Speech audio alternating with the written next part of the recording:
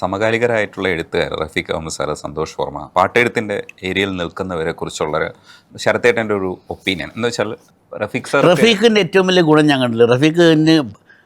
റഫീഖ് ശരിക്കും ഈ ഒരു കാലഘട്ടത്തിൽ ഏറ്റവും നല്ല ഭാഗ്യവാനായ എഴുത്തുകാരനാണ്. കാര്യം അദ്ദേഹത്തിൻ്റെ കവിതകൾ കുറേ സിനിമയിലേക്ക് കൊണ്ടുവരാൻ കഴിഞ്ഞു. അദ്ദേഹത്തിന് കവിത്വം ഇല്ലെന്നല്ല ഞാൻ പറയുന്നത്, അദ്ദേഹം അസലായ കവിയാണ്. എനിക്കിന്നും മനസ്സിൽ ഇങ്ങനെയാണ് പാട്ട്. രാക്കിളി തന്നെ വഴിമറയും, തേങ്ങലിനേക്കാൾ പരിചിതമേതോ പേരറിയാത്ത വികാരം. ഒരു പേരും ഇത്രയും കാലമായിട്ട് ഇടാൻ പറ്റിയിട്ടില്ല. അത് കവി എന്നൊക്കെ പറഞ്ഞാൽ അതല്ലേ, ഒരു തോന്നൽ, അങ്ങനെ സംഭവം ഉണ്ടല്ലോ, എന്ത് പേരിടും. ഇത്തരം ഇതുവരെ ആ പേരിടാൻ പറ്റിയിട്ടില്ല.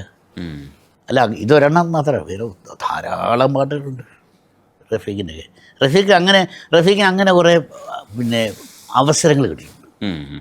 സിനിമകൾ, കവിത്വം തുളുമ്പുന്ന ഏറ്റവും ശ്യാമരാഗം വരെ, ദക്ഷിണാമൂർത്തി സ്വാമിയുടെ ഏറ്റവും അവസാനത്തെ പാട്ട് ശ്യാമരാഗത്തിൽ വരെ അസലൊരു പാട്ട് എഴുതിയിട്ടുണ്ട്.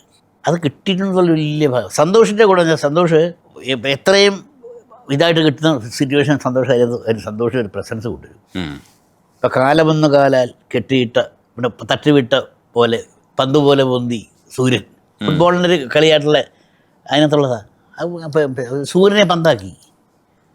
അപ്പോൾ നമ്മൾ ആലോചിച്ച് ആ സിനിമ മാത്രമല്ല, ആലോചിച്ചാൽ ശരിയല്ല, രണ്ട് തട്ടുവിട്ടൊരു പന്താണല്ലോ സൂര്യൻ. എനിക്ക് തോന്നിയിട്ടുണ്ട് മാനത്ത് നിലാവ് കണ്ടു ഇഡ്ഡലിയാണെന്ന്. പക്ഷെ നമുക്ക് എഴുതാനൊരു അവസരം കിട്ടിയിട്ടില്ല. ഇഡ്ഡലി എന്നുള്ള തോന്നൽ കിട്ടിയിട്ടില്ല. ഈ ആധുനിക കാലഘട്ടത്തിൽ എഴുതാൻ പക്ഷെ അത് വരണ്ടേ, സിറ്റുവേഷൻ നമ്മുടെ കയ്യിൽ തന്നെ. അല്ല, ഇതിങ്ങനെ ഓരോരുത്തർക്കും കുസൃതിയുള്ളൊരു എഴുത്താണ് ഇപ്പോഴത്തെ ഒരു നമ്മുടെ ഒരു ത്രില്ലിങ് ഇതുണ്ടല്ലോ, ആ ഒരു കാലഘട്ടമാണ്. അതിനൊരു ജമ്പിങ് സുഖമുണ്ട്. അതിനകത്ത് അങ്ങനത്തെ വാക്കല്ലേ വേണ്ട, അല്ലാണ്ട് മറ്റേത് പറയാം. ഇപ്പം ചക്രവർത്തി നിനക്ക് ഞാൻ എൻ്റെ ശില്പഗോപുരം തുറന്നു നോക്കി പാട്ട് മോശമായിട്ടല്ലേ. ഇന്ന് അതിൻ്റെ ആവശ്യമില്ലല്ലോ, ഇന്നത് ട്രോളാൻ വേണ്ടിയിട്ടാണ്. അതപ്പോൾ ഓരോ കാലഘട്ടത്തിലും ഇപ്പം അത് കാലത്തിന് ചില കണക്കൂട്ടലുണ്ട്. കാലം കൃത്യമായിട്ട് ഓരോ സമയത്ത് ഓരോരുത്തരും ജനിപ്പിക്കും. അത് തെറ്റായിട്ടില്ലെന്ന് എനിക്ക് തോന്നുന്നു കേട്ടോ. ശരത്തേട്ടൻ ഈ പല വഴിക്ക് പോയിട്ടും തിരിച്ചിവിടേക്ക് തന്നെ വരുമെന്നുള്ളതൊരു ഒരു വലിവ് എവിടെയെങ്കിലും അങ്ങനെ തോന്നിയിട്ടുണ്ടോ? ഇങ്ങനെ വരുമോ എന്ന് എനിക്കൊന്നും തോന്നിയിട്ടില്ല. ഞാനീ പറഞ്ഞ പോലെ ആദ്യമൊക്കെ നമുക്ക് എല്ലാത്തിനെയും ആരംഭത്തിൽ നമുക്കൊരു ആശങ്കയും ഒക്കെ ഉണ്ടാകുമല്ലോ. ഇപ്പോൾ അവാർഡ് കിട്ടുക, ഇന്ന് എനിക്ക് സ്റ്റേറ്റ് അവാർഡ് കിട്ടിയിട്ടില്ല. പക്ഷെ ആദ്യത്തെ കുറേ കാലങ്ങൾ പലരായിട്ട് ഇങ്ങനെ പറഞ്ഞ് എന്നെ മോഹിപ്പിച്ച് അത് മിസ് ചെയ്ത് മോശമായി പോയിട്ട് കിട്ടിയില്ല കേട്ടോ. അത് ഭയങ്കര വിങ്ങലായിരുന്നു. എന്തുകൊണ്ടെങ്കിൽ അസൂയ വരെ ഉണ്ടാകാം വേറൊന്നിന് കിട്ടുമ്പോൾ. അപ്പോൾ അത് പാടില്ല. നിനക്ക് അർഹതയുള്ളതാണെങ്കിൽ ആര് തടഞ്ഞാലും നിനക്ക് കിട്ടും. കിട്ടിയില്ലേ അത് നിനക്കുള്ളതല്ല എന്ന് തീരുമാനിക്കാനായിട്ട് ഞാൻ പഠിപ്പിച്ചു. അപ്പം അതുകൊണ്ട് അങ്ങനെ ഒന്നുമില്ല, തിരിച്ചങ്ങോട്ട് വരണം. ഞാനങ്ങ് പോകുന്ന വഴിക്ക് അങ്ങ് പോകുന്നല്ലാണ്ട് ഞാൻ ബലം പിടിച്ച് നിൽക്കത്തില്ല. അത്രയേ ഉള്ളൂ. താമസിക്കേണ്ടടുത്ത് താമസിച്ച് ചെല്ലേണ്ടവനാണ് ഞാൻ. എന്നിപ്പം ഞാൻ താമസിച്ചല്ലേ വന്നത്. എത്രയോ വയലാറിനെ വയനാട്ട് എഴുതിയില്ല. അങ്ങനെ ഒരു നിയമവും ഇല്ലല്ലോ. വയലാറിനെ വയനാണ്ട് പാട്ട് എഴുതുന്നൊരു നിയമമൊന്നുമില്ല എന്നുള്ള ചോദ്യങ്ങൾക്ക് നമുക്ക് മറുപടി പറഞ്ഞ കാര്യമില്ല. ഒരു നിർബന്ധമില്ലല്ലോ. പിന്നെ ഒരു സന്തോഷം എന്ന് വെച്ചാൽ ഒരു ഗാനരചയിതാവിൻ്റെ മകൻ ഗാനരചയിതാവായി എന്നുള്ളത് എനിക്ക് കിട്ടിയ. രണ്ടാമത് ഗിരീഷിൻ്റെ ദിനനാഥ എഴുതിയല്ലോ. പിന്നെ ആർക്കും അത് ഭാഗ്യം ഉണ്ടായിട്ടില്ല. എഴുതി കാണുമായിരിക്കാം, പക്ഷേ സമൂഹത്തിനെ എൻ്റെ മുമ്പിലേക്ക് അത് അവതരിപ്പിക്കാൻ ആദ്യം കിട്ടിയൊരു മകൻ എന്ന നിലയിൽ അത് നേരത്തെ പറഞ്ഞ പോലെ അച്ഛൻ്റെ തന്നെ ഒരു തോന്നലായിരിക്കും. അതും സക്സസ് ആയി എന്നുള്ളതാണ് അതിൻ്റെ. ഇഷ്ടപ്പെട്ടു. ഈ വിദ്യാസാഗർ സാറിൻ്റെ കൂടെ ഒറ്റത്തുമ്പി നെറ്റിത്താളിൽ നീതൊട്ടല്ലോ പ്രേമ, അതിനകത്ത് പ്രേമപ്പൊട്ട പ്രേമപ്പൊട്ടോ അങ്ങനെയാണ് ഉപയോഗിച്ചിരിക്കുന്നത്. മുട്ടിട്ടല്ലോ എന്നുള്ള ശൃംഗാരം. അത് ഞാനിത് അനുരാഗത്തിനെ പൊട്ട് ഞാൻ നെറ്റി തൊഴിച്ചപ്പം അതാ ഒരു ഉമ്മ തരുന്ന പോലെ ഉള്ളിലൊരു ശൃംഗാരം മുട്ടിട്ടു. അപ്പോൾ അതിന്റെ ആ മീറ്റർ ഉണ്ടല്ലോ, സാധനമില്ലേ, അപ്പൊ അത് കേട്ടപ്പോ, അത് ഫസ്റ്റിൽ കേൾക്കുമ്പോ ശരിക്കും ഒറ്റത്തുള്ളിയൊന്നും അല്ല മനസ്സിൽ വന്നത്. അന്നും അല്ലല്ലോ, വേറെന്തൊക്കെയാ വന്നത്. പിന്നെ അതുമായിട്ട് നമ്മൾ കുഴയ്ക്കുമല്ലോ, കുഴച്ച് തിരുമേനി പറഞ്ഞ കേട്ടിട്ടുണ്ട്, കൈതപ്പുറം തിരുമേനി. ഇപ്പം ഇങ്ങനെ ട്യൂൺ കിട്ടിക്കഴിഞ്ഞാൽ കുറേ വാക്കുകൾ എഴുതി വയ്ക്കും. അതേ മീറ്ററിൽ വെറുതെ ഒരു വാക്ക് എഴുതി വയ്ക്കും. അപ്പോൾ ലാല, ആരാ, ഏതാ, എന്താ എന്നൊക്കെ ഇങ്ങനെ ചുമ്മാ എഴുതി വയ്ക്കും. അങ്ങനെ എഴുതി വരുമ്പോഴത്തേക്ക് എന്തെന്നെങ്കിലും പരിചയം കിട്ടും. ബിച്ചു തിരുമല അദ്ദേഹം എന്നോട് പറഞ്ഞിട്ടുണ്ട്, എപ്പോഴെങ്കിലുമൊക്കെ വെറുതെ ഇരിക്കുകയാണെങ്കിൽ ഹിന്ദി പാട്ട്, തമിഴ് പാട്ടൊക്കെ എടുത്ത് കേട്ടിട്ട് മലയാളത്തിൽ മീറ്റർ അറിയാനായിട്ട് പഠിക്കാൻ പറഞ്ഞിട്ടുണ്ട്. മിമിക്രിക്കാരൊക്കെ ചെയ്യുന്ന ഉഗ്രൻ, അവരെന്തു രസമായിട്ട് ചെയ്യുന്നു. ഇത് കൊടുക്കാൻ പറ്റാത്ത ആളെയും കട്ട് ചെയ്യണം. എൻ്റെ ഹെൽപ്പിന് അസലൊരു പാരഡി ചെയ്തിട്ടുണ്ട്. ഉം. അത് ഇതിനേക്കാൾ നല്ലതാണ് കേട്ട് കഴിഞ്ഞാൽ. ആ. പക്ഷെ ഇടാൻ പറ്റുമെന്നതാണില്ല. എൻ്റെ നാട്ടിലെ കള്ള് ഷാപ്പിലെ നല്ല ചെത്തുകാര, എൻ്റെ നാട്ടിലെ കള്ള് ഷാപ്പിലെ നല്ല ചെത്തുകാര, വൗ. തെങ്ങിൽ കയറുന്ന നേരമെങ്കിലും കൂടെ നല്ല കൂട്ടുകാര. എന്താ മീറ്ററും ഏത് കവിയെ എനിക്കറിയത്തില്ല. എന്തായാലും കിടിലൻ കവി.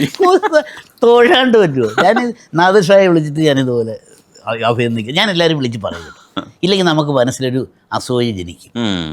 അപ്പോൾ എല്ലാവരും ചോദിച്ചോളൂ, ഒരു മനുഷ്യന് നല്ല പാട്ട് എഴുതിയാൽ അപ്പം ഞാൻ വിളിച്ച് പറയും. അതോടെ നമ്മൾ ആ അസൂയ എന്നുള്ള എലവൻ്റ് നമ്മളിന്ന് കുറയും. ഉം. അതിനെ നമ്മൾ അംഗീകരിക്കുകയാണ്.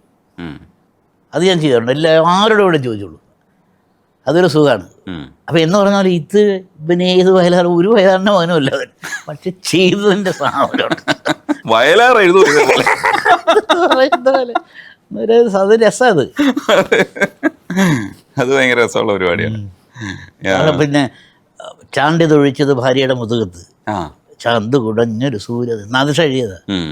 ചാണ്ടി തൊഴിച്ചത് ഭാര്യയുടെ മുതുകത്ത്, പട്ടയടിച്ച് ഇറങ്ങിയ സമയത്ത് എന്ത് രസമെന്നറിയാ. നമ്മളെ ചിരിപ്പിക്കാൻ കഴിയാന്ന് പറയുന്നത്. അല്ല, അത് നമ്മൾ പറഞ്ഞിട്ടേ അല്ല, നമ്മൾ പെട്ടെന്ന് ആ പാട്ട് നമ്മുടെ ഉള്ളിൽ നിൽക്കും. ഇപ്പം ആലപ്പി രംഗം മാഷ് ട്യൂൺ തരുമ്പം ഡമ്മി വേർഡ്സ് വേണമെന്ന് ചോദിക്കും. ചിലർ ഡമ്മി വേർഡ്സ് വലിയ പാടാണ്, നമ്മളതിൻ്റെ കര കയറുകയല്ല, അതിൽ കിടക്കും. അതിൽ തന്നെ അപ്പം അല്ലല്ല. അപ്പം ചിലപ്പോൾ അപ്പോൾ ഡമ്മി വേർഡ്സ് പുള്ളി ഇടും. എന്തെന്നറിയോ, എല്ലാം അശ്ലീലമാക്കാരി. പക്ഷേ അത് ഭയങ്കര അതുകൊണ്ട് പെട്ടെന്ന് മീറ്റർ കിട്ടും.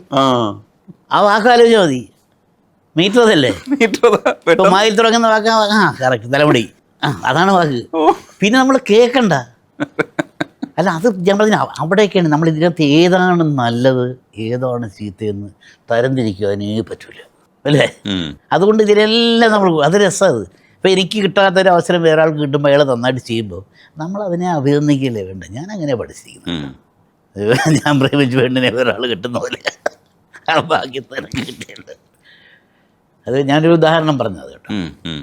എല്ലാം അത് തന്നെ കേട്ടോ. എനിക്ക് തോന്നുന്നില്ല ഇപ്പം ശരിക്കും പറഞ്ഞാൽ ഞാനൊക്കെ എൻ്റെ ഇതിനകത്ത് ഇഷ്ടപ്പെട്ട ചിലജാലവാതിലിന് പറഞ്ഞ പോലെ എനിക്ക് നീലത്താമരയിലെ അതിനേക്കാൾ ഇഷ്ടപ്പെട്ടത് പകലൊന്നും മഞ്ഞ വീഥിയിലെ കുഞ്ഞുതാമര. സങ്കടത്തിനോടുള്ളൊരു നമുക്ക് ദുഃഖത്തിനോട് നമുക്ക് സ്കൂളിൽ സ്നേഹം ഉണ്ടാവില്ല എപ്പോഴും. കാര്യം എത്ര പറഞ്ഞു വിട്ടാലും അത് പോവുകയില്ല. സന്തോഷം എത്ര നമ്മൾ അനുഭവിച്ചാലും അത് തീർന്നും പോകും. ദുഃഖം സുഖം ഒരു നാൾ വരും വിരുന്നുകാരൻ, ദുഃഖമോ പിരിയാത്ത സ്വന്തക്കാരൻ എന്ന് പറഞ്ഞാൽ അങ്ങനെയുള്ള പാട്ട് എഴുതാണ്ട് കൂടുതൽ ഇഷ്ടമുണ്ട്. മഴ പെയ്യുമ്പോൾ എല്ലാവർക്കും സന്തോഷം, എനിക്ക് സങ്കടം. ആരോ കരയുന്നതായിട്ട് എനിക്ക് തോന്നുന്നു. ആരോ ഭയങ്കരമായി ഇരുന്ന് തോരാത്ത കണ്ണീരിവിടെ കടലായി ഞങ്ങൾ കണ്ടിട്ട് ഒരുപാട് നാളായി എന്നൊക്കെ പറഞ്ഞ പോലെ ആരോ ഇങ്ങനെ കരയുന്നു. കഴിഞ്ഞ മഴക്കാലത്ത് ഇരുന്ന് കരഞ്ഞു, പിന്നെ അടുത്ത മഴക്കാലത്ത് ഇതിന് തീരുമാനമായില്ലേ എന്നൊരു തോന്നലൊക്കെ നമ്മുടെ ഉള്ളിൽ ഉണ്ടായിട്ടുണ്ട്.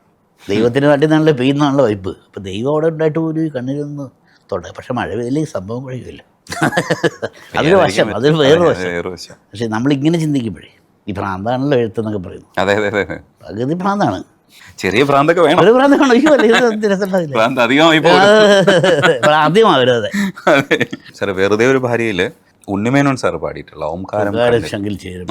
ഓംകാരം ശങ്കിൽ ജീവിതത്തിലെ പറഞ്ഞില്ല, ഏത് പ്രേമഗാനം എഴുതിയാലും ഏതെങ്കിലും സുന്ദരിയായിരിക്കും മനസ്സിൽ. ഭാര്യ ഇതുവരെ ആ രംഗത്തേക്ക് വന്നിട്ടേ ഇല്ല.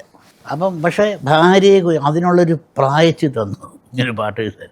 നീ ഭാര്യയെ നോക്കിയൊരു പാട്ട് എഴുതണം, നീ കുറേ നാളായല്ലോ കണ്ട പെണ്ണുങ്ങൾ നോക്കി പാട്ട് എഴുതാൻ. അങ്ങനെ ഇതിൻ്റെ കഷ്ടപ്പാട് കണ്ടെഴുതിയ പാട്ട്. അമ്പലത്തിലെ ശംഖ് വിളിക്കുന്നതിന് മുമ്പേ ഉണരുന്നവളാണ് ഇവള്. നമ്മളറിയില്ല. അമ്മ ഉറങ്ങുന്നതും അമ്മ ഉണരുന്നതും ഞാൻ കണ്ടിട്ടില്ല എന്ന് പണ്ട് പറയുമായിരുന്നു. നമ്മൾ ഉറങ്ങി കഴിഞ്ഞിട്ട് അമ്മ അടുക്കളയൊക്കെ അടച്ചു വരും. നമ്മൾ രാവിലെ എഴുന്നേൽക്കുമ്പോൾ അമ്മ എഴുന്നേറ്റ് പോയിരിക്കും, തപ്പി നോക്കാം. ഭാര്യ അത് തന്നെ കേട്ടോ. നമ്മൾ ഉറങ്ങി കഴിയുമ്പോഴേക്കും ഇത് ഓടി വരുന്നത് ചില. ഇപ്പോൾ ചെറുപ്പകാലത്തല്ല, ഇപ്പം അങ്ങനെയാണ്. തപ്പിയൊക്കെ നോക്കാൻ വന്നിട്ടുണ്ട്. രാവിലെ നമ്മൾ തപ്പി നോക്കുമ്പോൾ കാണില്ല. അപ്പം അങ്ങനെ ഇങ്ങനെ സാധനം എഴുതാൻ പറഞ്ഞു. ഞാൻ രാവിലെ ഇത് 4 മണിക്ക് എഴുതിട്ട് പോകും. എന്താണ് ഇപ്പം നമ്മൾ സാധാരണ കാണുന്നത് രാവിലെ 6:30 മണിക്ക് ഇവിടെ എഴുന്നേൽക്കുമ്പോൾ ഒരു ഫാനിൻ്റെ ചോട്ടിലിങ്ങനെ സൂചിച്ചിരിക്കണം. ഇത് എന്തെന്ന് രാവിലെ ഇത്ര മാത്രം കാറ്റുള്ള. പക്ഷെ അതിന് മുമ്പ് ഒരു എപ്പിസോഡ് ഉണ്ടെന്നുള്ളത് നമുക്കറിയില്ല. അതിനുവേണ്ടി ഞാൻ ചെല്ലും, അറിയാണ്ട് പോയി ഒളിഞ്ഞു നോക്കും അടുക്കളയിൽ. അപ്പം തന്നെ ശപിക്കും, തന്നെ മുറുമുറുക്കും. ഇതെല്ലാം എൻ്റെ തലയിലെ ഭാരമാണ്, ഇതെന്നും തീരും എന്നൊക്കെ ഇത് പറയുമല്ലോ. ഈ ചെയ്തു തരും. എങ്കിലും ചില സമയങ്ങളിൽ അവരുടെ മാനസികാവസ്ഥ ഉണ്ട്. എന്നെ അടുക്കള കയറ്റില്ല. കാര്യം ഇവർക്കൊരു അടുക്കളത്താളമുണ്ട്. നമ്മൾ തെറ്റിക്കുക. ഒരു പാത്രം എടുത്ത് ഇവിടെ വെച്ചിട്ട് ഇവിടെ ഒരു ജോലി ചെയ്യും. അത് കഴിഞ്ഞിട്ട് അതിനിടയ്ക്ക് ഈ പാത്രം എടുക്കും. ഇത് ചിലപ്പോൾ ഞാനൊക്കെ ചെന്ന് മാറ്റി വയ്ക്കും.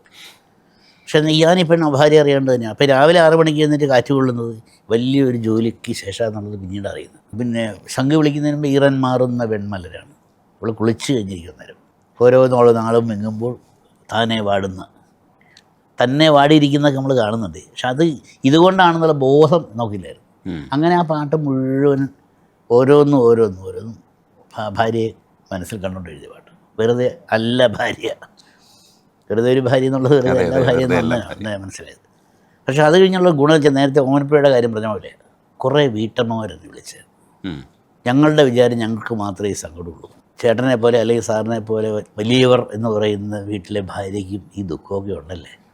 ഞങ്ങളിപ്പോൾ രാവിലെ ട്രാൻസിസ്റ്റർ അല്ലെങ്കിൽ ടേപ്പ് റെക്കോർഡർ വെച്ച് ഈ പാട്ട് വച്ചുകൊണ്ടാണ് അടുക്കള ജോലി ചെയ്യുന്നത്. അപ്പോൾ ഞങ്ങൾക്ക് ഒരു വലിയ ആശ്വാസം കിട്ടുന്നു. അതൊരു സുഖമല്ലേ. വീണ്ടും ഒരു ഡോക്ടറായി. ഒരു രോഗികളെ ചികിത്സിക്കാൻ പറ്റി. രോഗികളുടെ എണ്ണം ഇനിയും കൂടാനുണ്ട്. രോഗം മാറിയാൽ മതി.